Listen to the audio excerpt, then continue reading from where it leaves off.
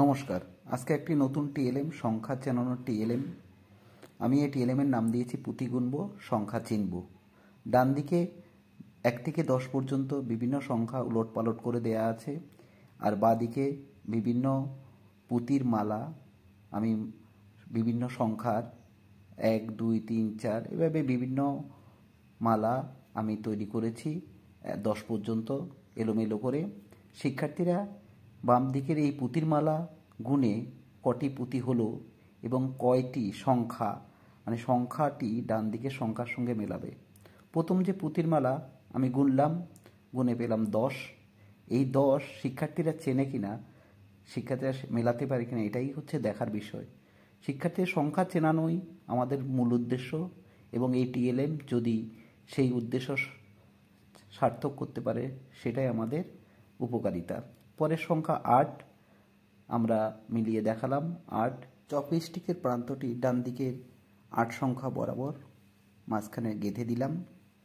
এবার পরবর্তী মালা, সেই মালায় দেখি কটি পুঁতি আছে। 1, 2, 3, 4। 4 কোথায় আছে দেখতে হবে। 4 ওইখানে।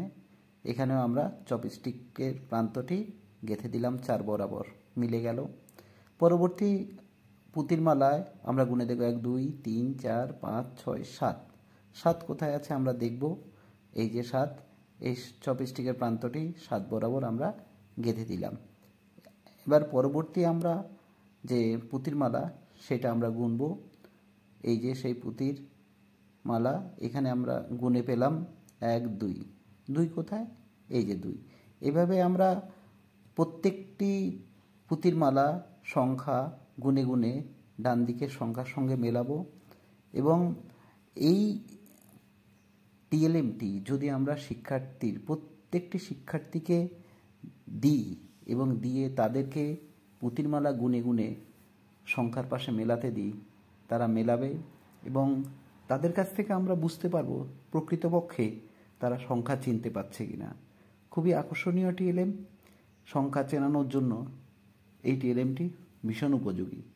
এভাবে আমরা বাংলা বর্ণ শেখানো, ইংরেজি লেটার শেখানো, এভাবে মেলাতে পারি। অন্যরকম অভিনব